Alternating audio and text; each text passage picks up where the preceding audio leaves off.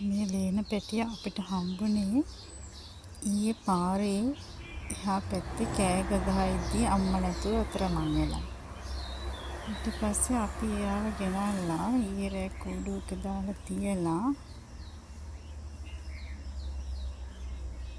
කන්න බොන්න දුන්නා. හැබැයි එයා මොනවත් කෑවේ නැහැ. එයාගේ අම්මා වෙන්න ඇති ඇවිල්ලා කූඩුව වටේ කැරකුණා. ඊට පස්සේ අපි ඒව එළියට දුන්නට ඒ අම්මා එයාව ගෙනිච්චෙත් නැහැ. ඉතින් එයාට යන්න තේරෙන්නෙත් නැහැ. දැන් එයාව ගහෙන් තිබ්බට එයාට යන්න බෑ. එයා බය වෙලා. ඉතින් එයාට ඕනේ මගේ අතට එන්න. නිකම් එළියට දාන්නත් බෑ මෙයා කපු ටිකක් තරම් යයි කියලා. එයා දැන් මගේ අතට හොඳට හුරු වෙලා.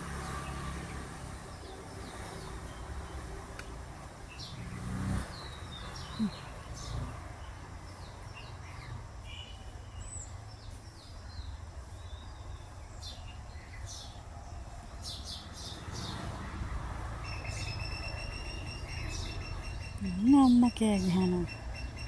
බලමුද අම්මද කියලා. බලමු.